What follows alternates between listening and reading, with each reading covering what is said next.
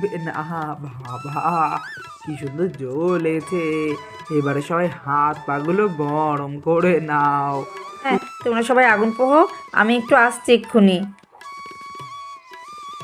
উফ, সত্যি শীতের রাতে এইরকম আগুন পোহানোর কিন্তু মজাটাই আলাদা।